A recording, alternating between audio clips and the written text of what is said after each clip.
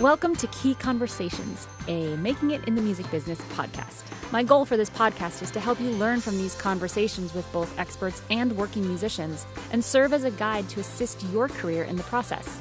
I'm your host, Cheryl B. Englehart. Let's get going.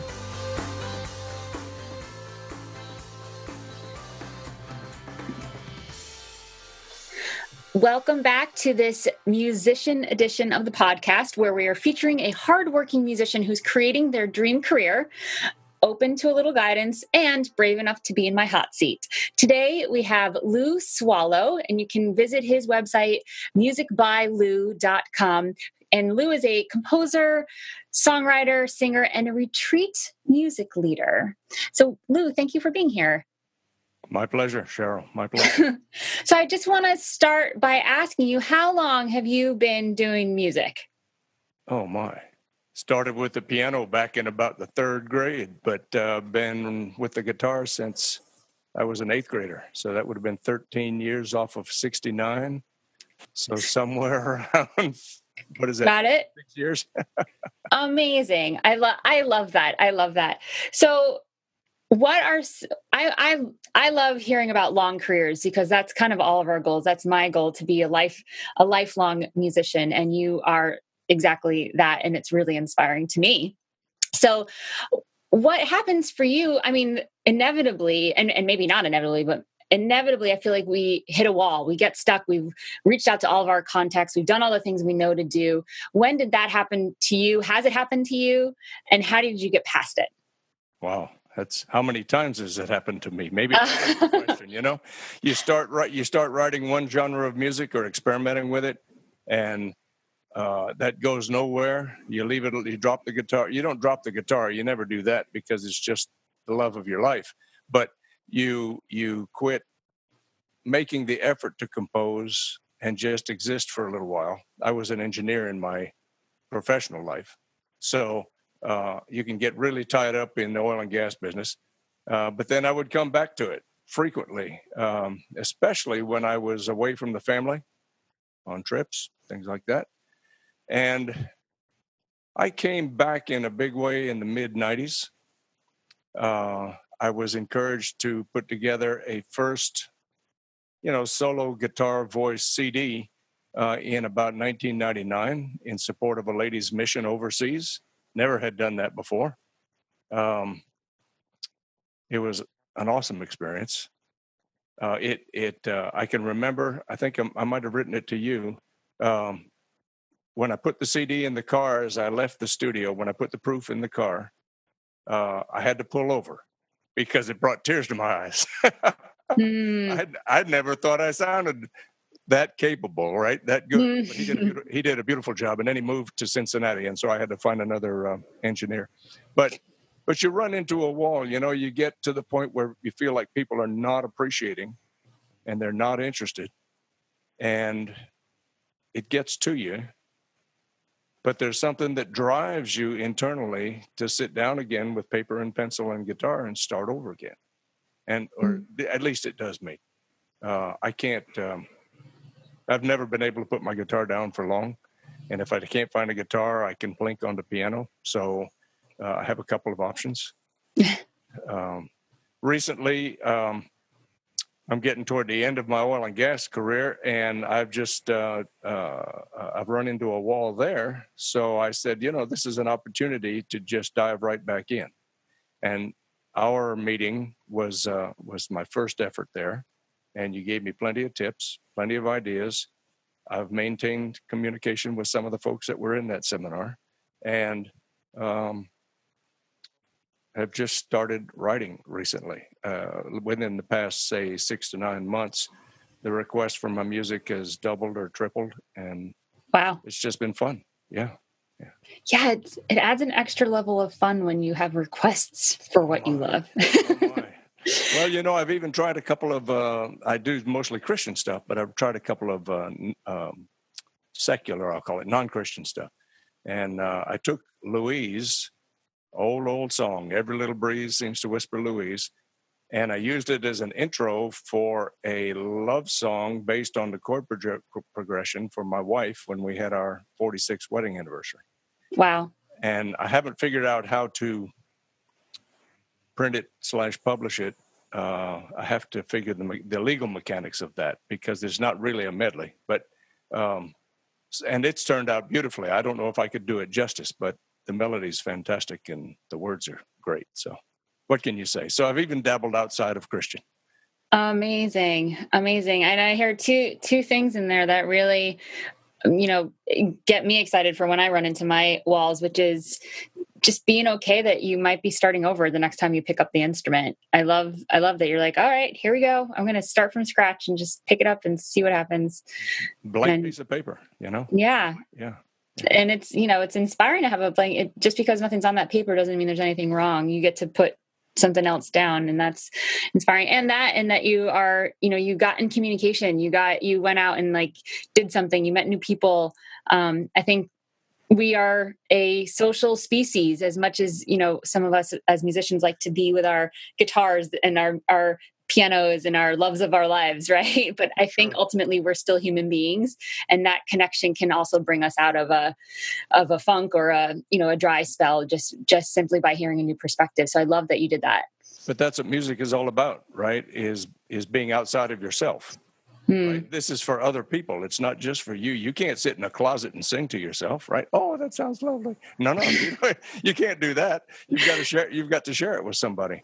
Yeah. Short story. I was in Houston on a business trip. A friend of mine called me up that I'd met a few years ago through one of the retreats, and he talked about a prison retreat coming up. And I said, "Well, have you got a theme song for it?" And he said, "No, but this is what we're thinking about." I mean, overnight, I had a simple little 3-chord song named "Stay Awake" to present to the prisoners. We didn't use it for that retreat, but we've got another one coming up in St. Louis, and I've never been on a distant prison retreat, so we'll give it a try there, I'm sure. But you never know when the inspiration is going to come. You never know when some word is going to touch you and fill that blank piece of paper.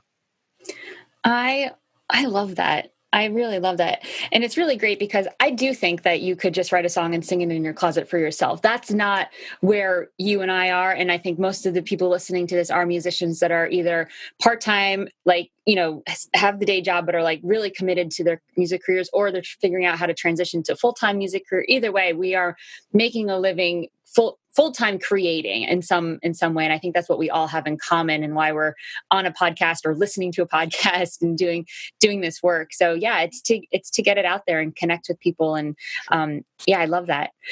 I do hear a complaint from people sometimes, musicians that are saying this thing, and you completely defy it. So I want you to give these people advice. They are the people that are saying, I'm too old to make any difference with my music, or I'm too old to get going in this music business. What would you say to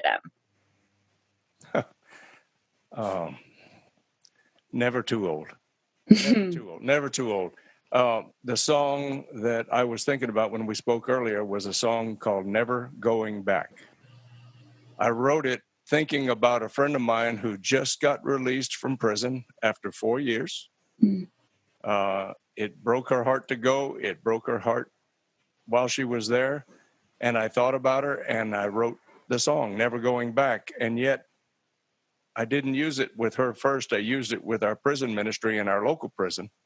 And they love it because you can see it in their eyes. They don't want to be back. And here I am, 69 years, well, almost 69 this year. And I'm still writing songs that cause people to laugh, like you just did, cause people to sing when they don't normally sing. And they leave the room feeling better than they did when they walked in. Never too old, Cheryl. Never too old. As long as your mind's working, you can write. I totally, I love that. You guys get that Lou is like an angel out there doing some really cool stuff. So go explore his website.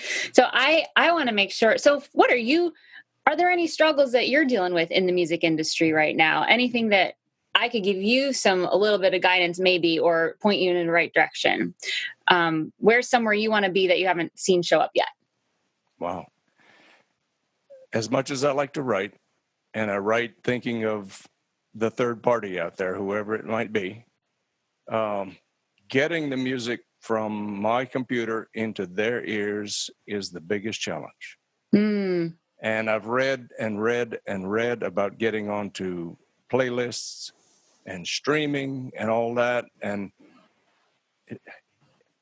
where we started a couple of years ago, you and I, was about selling CDs. Where I am today, it wasn't selling CDs. It's getting the music into people's ears. If that turns into money, I'm okay with that. But I would rather it be in their ears. And that's the struggle I have. I can do it 1 on 10, 1 on 1, 1 on maybe as many as 60. But how do I get it into the www, right? How do I get it onto the web so that it reaches some guy in China?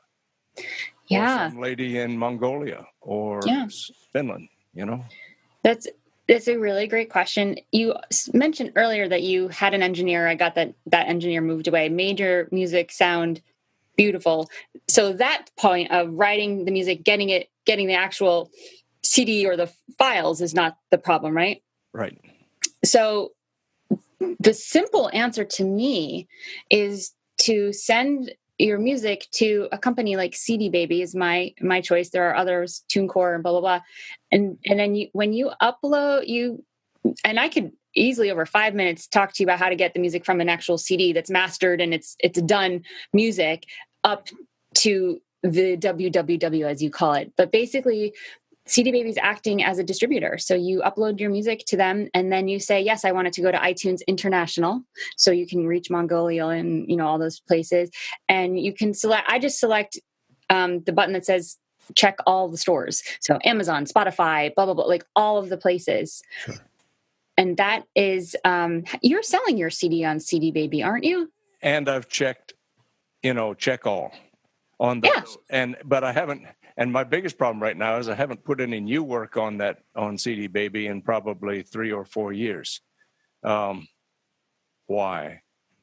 That's probably the rock I ran into more than anything, was just feeling like the reason I put composer or songwriter singer, is because I'm less of a singer than I am a songwriter. Okay. Sure. And I get very self-conscious about that.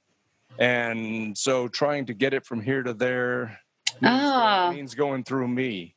Got it. Right. Or does it? So okay. So the problem is not distribution. The way you first described it, I thought it was a distribution conversation. No, you got it's everywhere.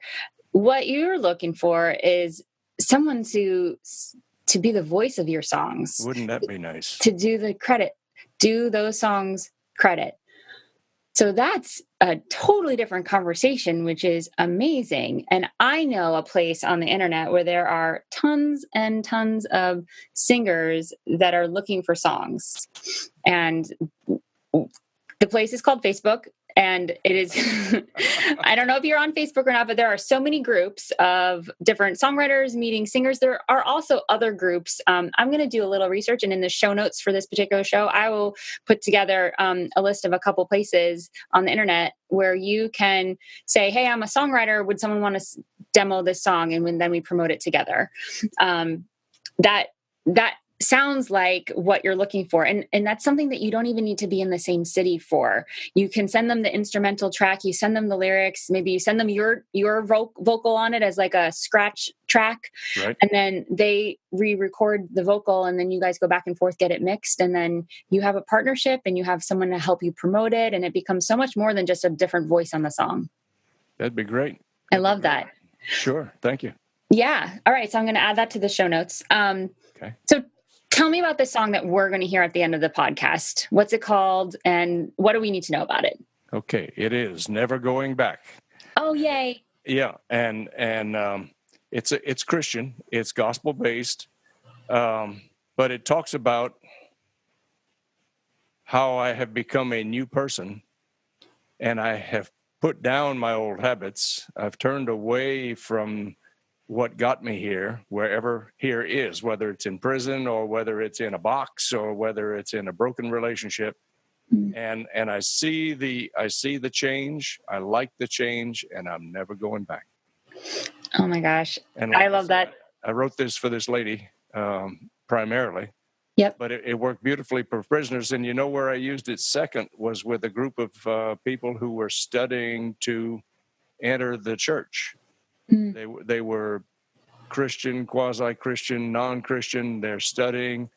And that's the same transition. I don't want to go back. I like what I see. I like what I have. I want more of it. And so that's the background on the song. I love that. And I love that it's such a universal theme that you can apply that to, like you said, a prisoner or someone entering a new religion or someone entering a new relationship or someone entering a new career or someone that's just reaffirming that I am going to be a musician and I am a musician and I'm not going to go back to the days when I wasn't. So maybe it's my song. Maybe it's I don't want to go back to engineering. Finally, I would rather just focus 100% on music because that's where my heart is, right? That's where my love is. Gosh. Look at this little realization that we're having over here. This is like therapy now. We're talking about the deep meaning behind the song. You're like, yeah, I wrote this for someone. No, you wrote it for yourself. I love it. I can't wait to hear it. We're going to hear that in just 1 minute. Lou Soileau, thank you so much for being here. My pleasure, Cheryl. Thank you for the invitation. Oh my gosh, it's wonderful to catch up with you. You're such an inspiration. And musicbylou.com, everybody. So go check out all the amazing things that Lou is doing. Bye-bye.